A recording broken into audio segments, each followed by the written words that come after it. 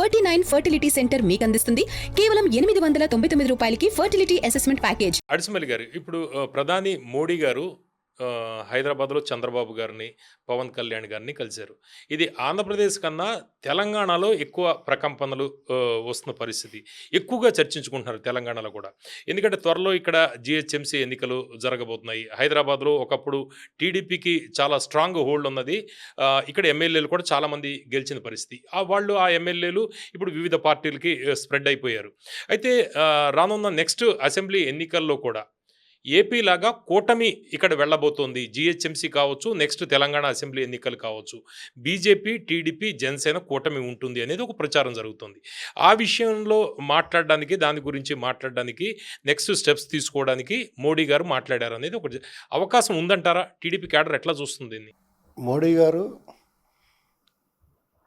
తెలంగాణలో పర్యటన, వివిధ అభివృద్ధి కార్యక్రమాలు, అలాగే పార్టీ సమావేశ పెద్ద మీటింగు, ఈ కార్యక్రమాలతో పాటు పవన్ కళ్యాణ్ గారు అస్వస్థతకు గురయ్యాడని ఆయన పరామర్శ, అలాగే చంద్రబాబు నాయుడు గారు ఇంటికి వచ్చి ఒక గంట పవన్ ఆయన దగ్గర గడిపి వెళ్ళారు. దీనికి ముందు ఒక 4 నెలల 3 నెలల ముందు ఎప్పుడో లోకేష్ గారు మోడీ గారిని కలిసి ఒక 2 అవర్స్ ఎంతో వాళ్ళ ఇంటి దగ్గర వీళ్ళ కుటుంబంతో వెళ్ళి ఉన్నాడు. అప్పుడు ఆయన ఆహ్వానించుండు, మా ఇంటికి కూడా మీరు రండి అని. నేను తప్పకుండా వస్తానని ఆయన హామీ ఇచ్చి ఉంటాడు. ఈ సందర్భం కుదిరింది కాబట్టి నేను హైదరాబాద్ వస్తున్నాను కాబట్టి అంటే హైదరాబాద్లో కలుసుకున్నారు. క్యాజువల్ మీటింగ్ అని కొట్టిపడేస్తున్నారు. నేను కొట్టిపడేట్లా. మీకు ఇక్కడ ఉభయతారకంగా ఉంటుందండి. రాజకీయ నాయకులు ఎప్పుడూ కూడా కలిసారంటే ఏదో ఉంటుంది, ఎప్పుడు కూడా ప్రతి క్షణం వాళ్ళది అమూల్యమైంది, చాలా విలువైంది. ఏ సమయాన్ని వృధా చేసుకోరు వాళ్ళు. భోజనం చేస్తా, కాఫీ తాగుతా, టీ తాగుతా కూడా వాళ్ళు రాజకీయం మాట్లాడుకుంటారు. వాళ్ళిద్దరు చాలా మంచి వాళ్ళు అనుకోండి. అభివృద్ధి గురించి, వికాసం గురించి మాట్లాడుకుంటారు. వాళ్ళిద్దరు దొంగల మూట అనుకోండి, విధ్వంసం గురించి రాష్ట్రంలో జరిగింది కదా ఇది ఆంధ్రప్రదేశ్లో, ఇలాంటివి మాట్లాడుకుంటారు. డెఫినెట్గా తెలంగాణ అనేటువంటి చాలా ఇంపార్టెంట్ బీజేపీకి. సౌత్లో కేరళ కాంగ్రెస్ కూటమి ఉంది, కర్ణాటక కాంగ్రెస్ ఉంది, తెలంగాణ కాంగ్రెస్ ఉంది, తమిళనాడు కూడా కాంగ్రెస్ అనిపించేసుకున్నారు వెళ్ళి, మామ అనిపించుకున్నారు వెళ్ళి. అంటే కనీసం బీజేపీ వ్యతిరేకంగా ఉన్నాయి. ఆంధ్రప్రదేశ్ ఒకటే ఉంది ఎన్డీఏలో. ఇక తెలంగాణ 2.5 ఏళ్ళ తర్వాత ఇక్కడ ఎలక్షన్ రాబోతుంది. బిఫోర్ దట్ జిహెచ్ఎంసీ అనేటువంటిది మినీ వార్, అంతే, mini assembly election, mini assembly లాంటిది. అంచేత ఇప్పటి నుంచి సిద్ధం అవ్వాలి. మరి ఇక్కడ తెలంగాణలో తెలుగుదేశం పార్టీ, నేను ఒక పచ్చి నిజం చెప్పాలంటే, ఆంధ్ర కంటే భావోద్వేగాలు బలంగా ఉండే క్యాటర్ ఇక్కడ ఉంది. వాళ్ళందరూ కూడా చుక్కాని లేని నావలాగా తలకు వైపుకి సర్దుకున్నారు. లీడర్లు అందరూ, క్యాడర్ ఉంది, లీడర్లు వెళ్ళిపోయారు. ఇది ఎలా జరిగింది? ఇది ఉద్దేశపూర్వకంగా కుట్రపూరితంగా జరిగిందని నేను అనుకుంటున్నాను. ఎందుకంటే తెలుగుదేశం పార్టీ ఉనికి ఉంటే ఇక్కడ కొన్ని పార్టీలకి సోదులోకుండా అడ్రస్ ఉండదు. అంటే వాళ్ళకి బలం లేక అది ఇదని కాదు, ఈ పార్టీ బలం అలాంటిది. అంటే పునాదులు పటిష్టంగా ఉన్నాయి.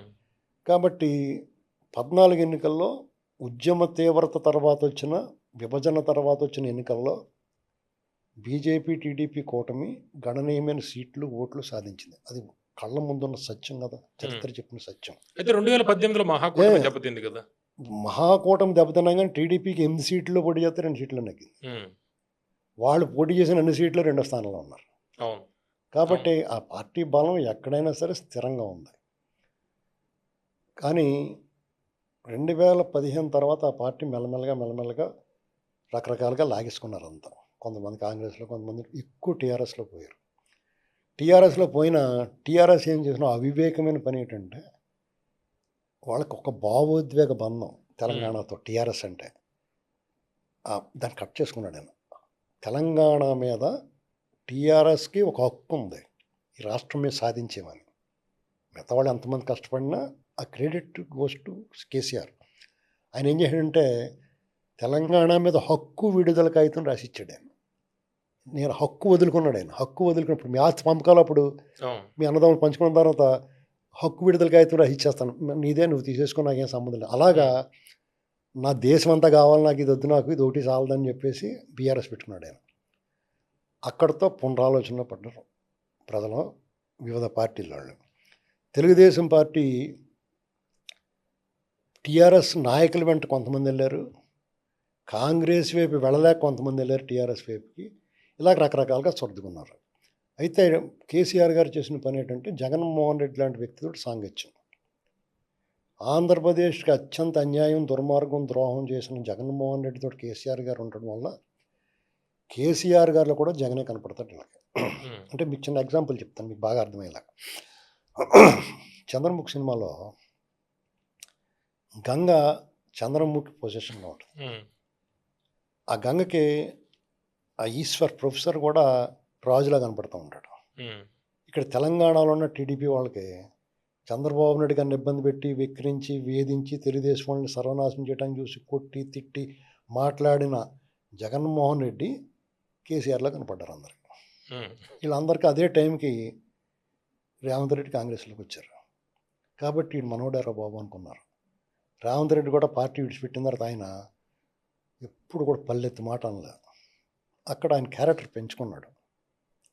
దాంతో కాంగ్రెస్ వాళ్ళు కూడా పోలేరు బాబు వాళ్ళు వస్తున్నారు కదా అని ఈయనేమి విమర్శించిన ఆ విషయంలో. మామూలుగా అయితే వాళ్ళు ఒక 4 అడుగులు ఎత్తారు, 2 అడుగులు వెనకలాగేస్తూ ఉంటారు. ఈయన విషయంలో ఎందుకు ఆగారు వాళ్ళు. అది ఫలించింది. మొన్న 2023 ఎన్నికల్లో 2023 ఎన్నికల్లో గ్రేటర్ హైదరాబాద్లో చూడండి, కాంగ్రెస్కి 28% వచ్చింది ఓటింగ్. అంతకుముందు ఎన్నికల్లో 80% వచ్చింది. అది ఏదైనా సరే మీరు కావాలంటే తెప్పించి చూసుకుంటే అట అది ఎక్కడి నుంచి వచ్చిందండి అదంతా. కానీ కాంగ్రెస్ వాళ్ళు ఏమన్నారో, పోన్లేరు బాబు నా 28% దాకా వచ్చిందని అనలేదు. మాకు ఎవడో వేయలేదు, తెలుగుదేశం వాళ్ళు మాకేం వేయలేదు, మాకు ఆంధ్ర మూలలో ఉన్న వాళ్ళు మాకేం వేయలేదు, కేసీఆర్కి వేసారు అని చెప్పి మాట్లాడారు వాళ్ళు. వీళ్ళు కొంచెం హర్ట్ అయ్యారు. ఇదేట్రా బాబు మనం ఎంత హెల్ప్ చేసినా మనం అతను మద్దతు ఇచ్చిన అన్నమాట. అప్పటికి ఎన్డీఏ కూటమి ఏర్పడాల 2023 ఎన్నికలకి. 2024 పార్లమెంట్ ఎన్నికల నాటికి ఎన్డీఏ కూటమి ఏర్పడింది. బీజేపీకి ఎన్ని సీట్లు వచ్చినాయండి? 8 పార్లమెంట్ వచ్చినాయా? 23 ఎన్నికలు వాళ్ళకి ఎన్ని సీట్లు వచ్చినాయి? 4 నెలల తేడాలో వాళ్ళకి మరి 8 సీట్లు కాకుండా 6 సీట్లు సరిపడగా 6 ఏళ్ళు 40 లేకపోతే 6 5 30 రావాలి కదా. ఎందుకు రాలేదు అంటే ఎన్డీఏగా ఏర్పడిన తర్వాత టీడీపీ క్యాడర్ 80-20 కింద మారింది. ఓకే, ఇది ఎవరు గమనించట్లా. ఇది వాళ్ళు బీజేపీ వాళ్ళు గమనించారు.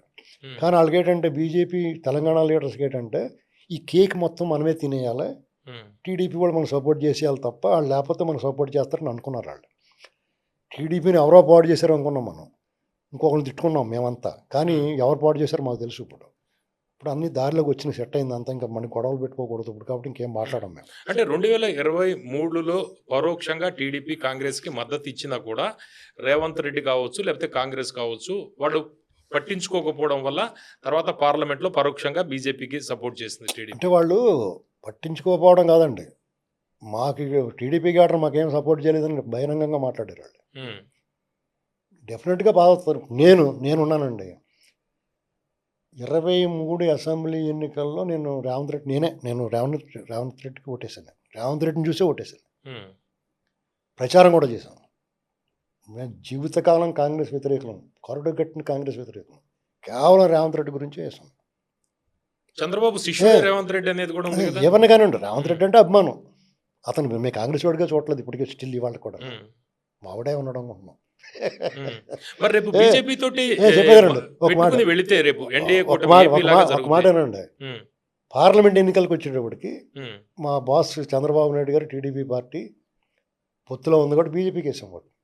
నేను బీజేపీ ఈటల రాజేందర్ గారికి వేసాను. మల్కాజ్గిరి నెగ్గడు కదా ఆయన. మరి లేకపోతే మల్కాజ్గిరిలో కాంగ్రెస్ రావాలి కదా. రేవంత్ రెడ్డి గారు ప్రాతినిధ్యం వహించాడు. చివరిలో కొండ విశ్వేశ్వరరెడ్డి గారు, మల్లారెడ్డి గారు ప్రాతినిధ్యం వహించాడు. ఇప్పుడు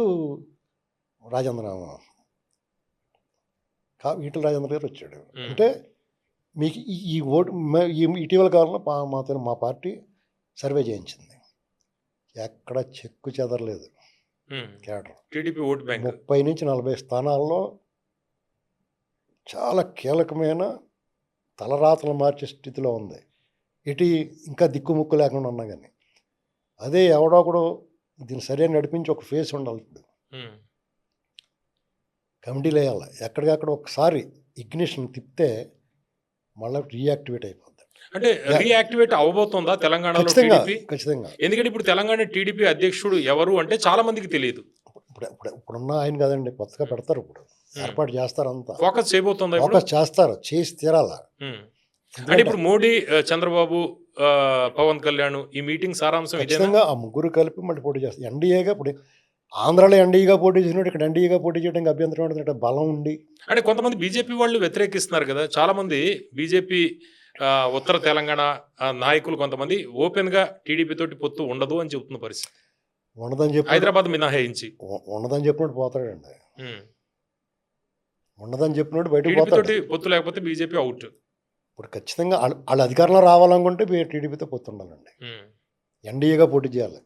బీజేపీ వాళ్ళే ముఖ్యమంత్రి అవుతారు. ఎందుకంటే ఇది వరకు టీడీపీ వాళ్ళకి సీట్లు ఇచ్చేది.